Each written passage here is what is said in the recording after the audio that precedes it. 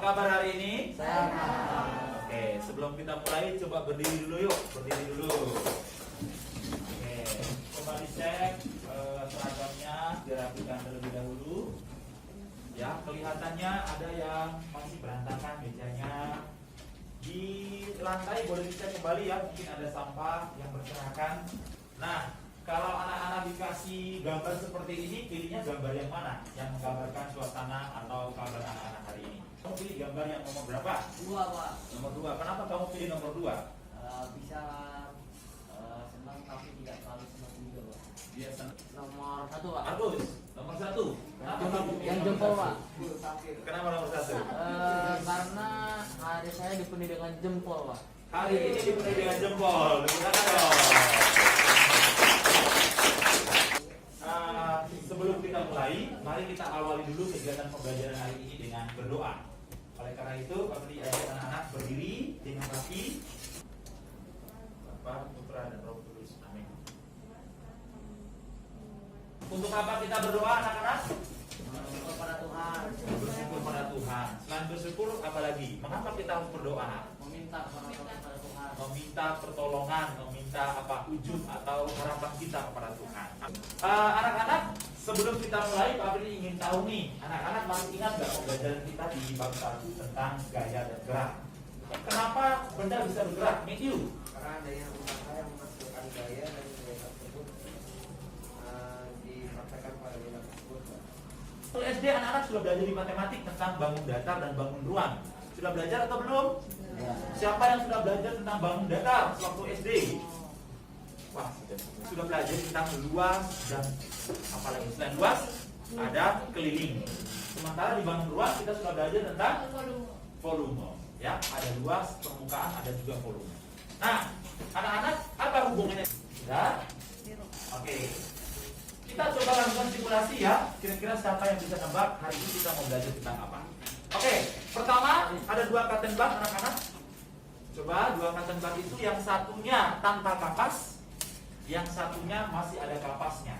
Angkat tinggi. Pak Beni minta kamu memberikan kekuatan yang sama pada kedua ujung cotton bud ini. Yang kanannya masih ada kapasnya, yang kiri tidak menggunakan kapas. Coba kamu rasakan sensasinya ya. Siapa yang mau berpendapat? Apa bedanya cotton bud yang di tangan kanan sama yang tangan kiri? Siapa yang bisa menjelaskan? Yang pakai kapas. Yang mau menjawab angkat tangan. Kamu nak berdiri nak Nicole.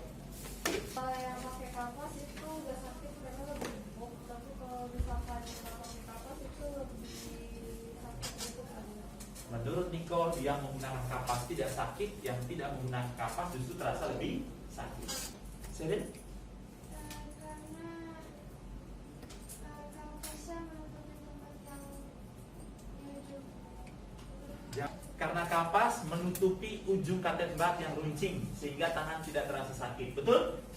Siapa yang punya jawaban berbeda? Kamu, silakan. Kalau saya itu kalau misalnya yang pakai kapas itu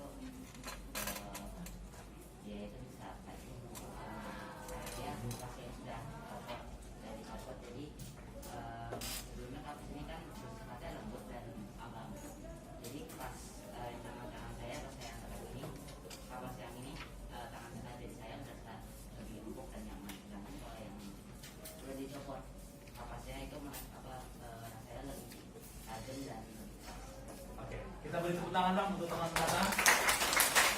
Oke, jawaban anak-anak sudah benar. Ada yang tahu kira-kira hari ini kita mau belajar tentang apa? Apa yang akan kita pelajari hari ini anak-anak? Coba, kamu nak? Kanan, Suaranya harus lantang. kanan. Tekanan, tepuk tangan dong. Tujuan pembelajaran kita hari ini, ya, pertama melalui kegiatan observasi, diskusi dan literasi digital, anak-anak akan konsep tekanan zat padat dengan benar. Ya, melalui percobaan, hari ini kita akan percobaan anak-anak. Kalian bisa menyajikan data hasil percobaan tentang hubungan antara gaya yang kita berikan, yang kita sudah belajar di bab 1 kemarin, kemudian luas penampang benda, sama berapa tekanan yang dihasilkan oleh gaya yang kita berikan pada benda. Terakhir, anak-anak nanti menganalisis dan mempresentasikannya di depan kelas. Ya, setiap kelompok. Apa perbedaan antara bentuk kaki bebek dan kaki ayam? Kalau karena kaki bebek itu ada selaput-selaputnya di antara jari-jari kakinya. Nah kalau kakinya ayam itu nggak ada selaput gitu. Ada otomatis. Pertanyaan yang kedua, mengapa kaki bebek dibuat berselaput? Silakan berdiri.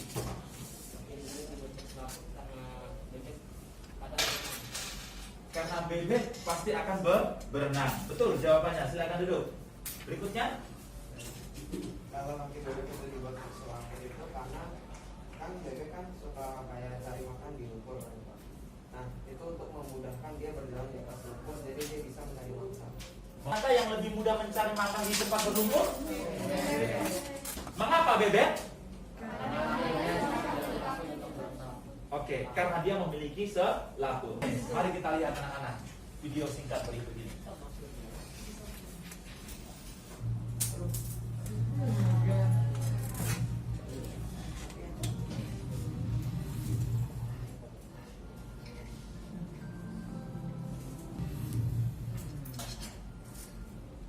Apa yang dia lakukan anak-anak? Tidur. Tidurnya di mana? Ya, dan paku. Apa punggungnya nggak bisa ketembus paku? Karena tekanannya rata gitu ya. Rata maksudnya gimana serius? Kelihatannya serius nggak sering nonton ya.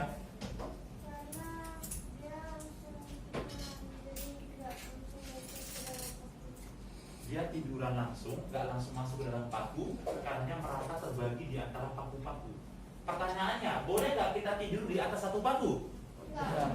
Nggak boleh. Kenapa nggak boleh? Kira-kira dengan masalah seperti ini anak-anak bisa mengeksplornya ke dalam beberapa percobaan. Nah, minggu lalu sudah kami dibagikan kelompoknya. Nah, karena kita hari ini belajar tentang tekanan, nama kelompoknya jangan lagi kelompok 1, 2, 3, 4, 5, 6, tapi dia akan mengubahnya dengan nama yang topik yang kita pelajari hari ini. Kelompok 1 diubah dengan nama kelompok Pascal. Ayo, coba katakan kelompok Pascal. Berarti Maria bisa ketuanya. Kelompok Pascal namanya. Pak, pojok sana nak. Kapilaritas di tengah. Boil di sana pressure.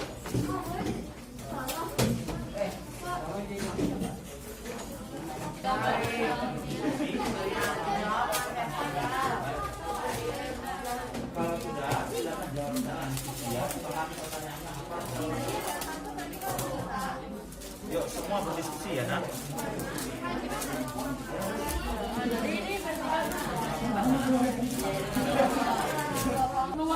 Luas areanya lebih kecil sehingga lebih dapat Jangan bermain, silakan. daya dapat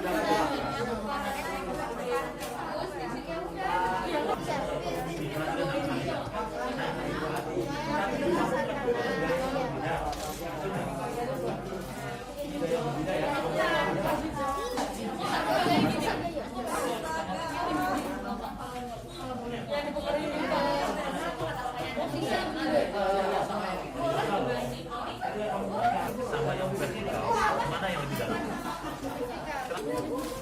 Kapilaritas ya.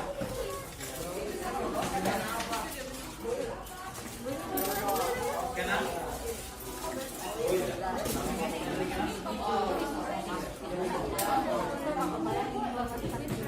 Cuma ada kelompoknya.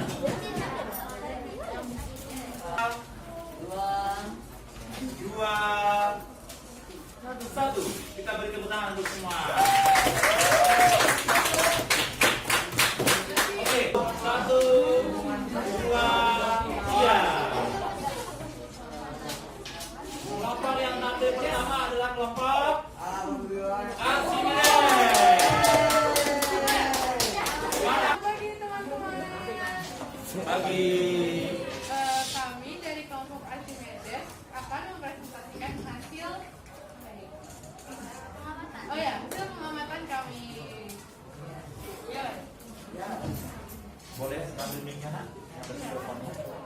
Boleh dikasih. Suaranya.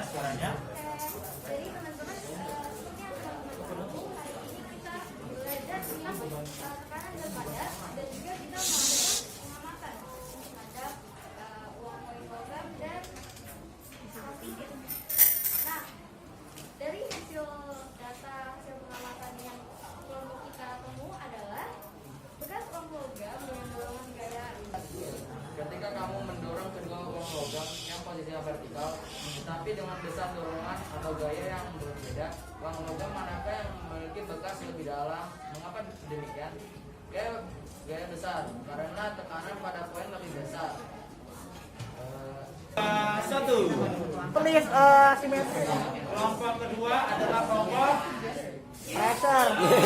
pressure. Tepuk tangan dong untuk kelompok pressure. Kami dari kelompok pressure hari ini ingin mempresentasikan data hasil pengamatan kita. Pertama, bekas uang logam dengan dorongan gaya yang sama tetapi posisi berbeda. Pertama yang horizontal itu dangkal, dan kedua vertikal itu dalam. Sedangkan yang memiliki permukaan pijakan yang lebih kecil vertikal. Ketika kamu mendorong kedua yang uang logam dengan posisi horizontal dan vertikal dengan besar dorongan gaya yang sama, uang logam dengan posisi manakah yang memiliki bekas lebih dalam? Mengapa demikian? Vertikal.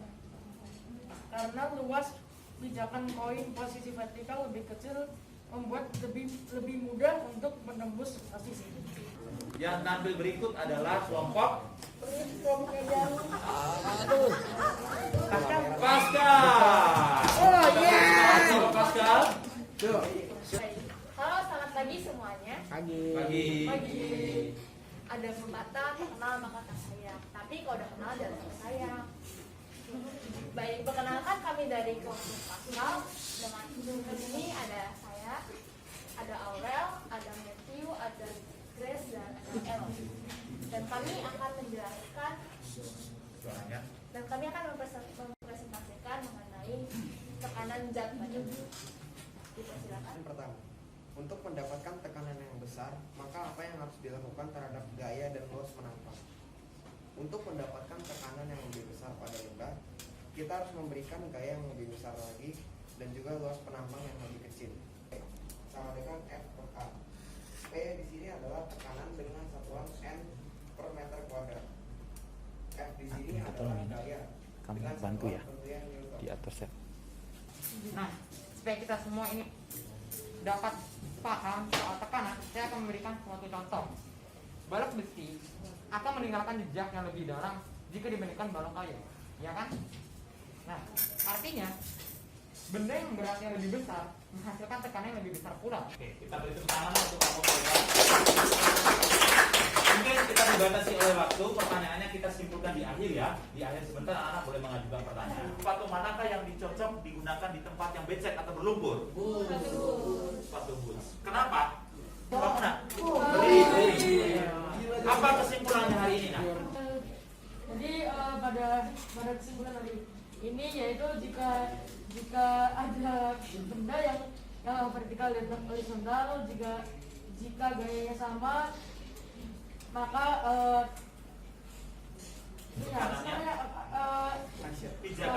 pijakannya akan sama kedalamannya. Kedalamannya ya. Jika posisinya sama ya. Kalau anak-anak kita luruskan ya. Kesimpulan yang pertama ya, gaya yang kita berikan itu sebanding dengan tekanan yang dihasilkan. Jika gaya yang kita berikan besar, maka tekanannya akan semakin besar. Jika gaya yang kita berikan lemah atau kecil, maka tekanannya akan semakin kecil. Sempit area atau luas penampang bidang tekannya, justru tekanannya akan semakin besar. Berarti berbanding atau sebanding atau berbanding terbalik? Berbanding terbalik. Jadi kalau ditulis di matematik, sebanding di matematik itu S-nya tidur. Sebanding dengan F, itu kesimpulan yang pertama. Yang kedua, pressure akan berbanding terbalik. Cara menulisnya seperti ini. Area atau luas di matematik atau IPA diberi dengan kata A. Kedua formulasi ini kita buat suatu rumus baru. Rumusnya gimana? P, anak-anak bisa lihat di buku paket. P sama dengan R dibagi dengan A. Cukup anak-anak sebagai penutup atau dikirimkan link evaluasi ini untuk kamu kerjakan di rumah. Ya, kerjakan secara mandiri dan kamu boleh sudah Pak Freddy posting di GC kita ya. Anda kerjakan soal ini, Pak Freddy langsung ambil nilai pengetahuan yang pertama. Penutup, Pak Freddy memberikan reward kepada kelompok yang sudah tampil tadi. Pertama, dalam diskusi kelompok terbaik, Pak Freddy memberikan kelompoknya Pascal. Kita beri tepuk tangan untuk kelompok Pascal. Depan kita akan belajar tentang tekanan dalam saat cair. Kita akan membuat praktikum lagi tentang mengamati tekanan hidrostatis pada air dalam posisi diam. Jadi anak-anak tetap jaga kesehatan ya. Sebagai penutup, tujuan dari belajar adalah untuk tumbuh. Lanjut. Dan akal kita berbeda dengan tubuh kita, bisa terus bertumbuh selama kita masih hidup. Artinya belajar itu tidak dibatasi oleh umur. Belajarlah seumur hidup. Terima kasih, Tuhan memberkati. Mari kita tutup dengan doa penutup. Mari kita berdoa sesuai dengan kepercayaan kita. Yesus, terima kasih Pak Tuhan memberkati kita pada kisah ini dari awal sampai akhir ini. Karena kami, amin. Dalam nama Bapa dan Putra dan Roh Kudus. Kita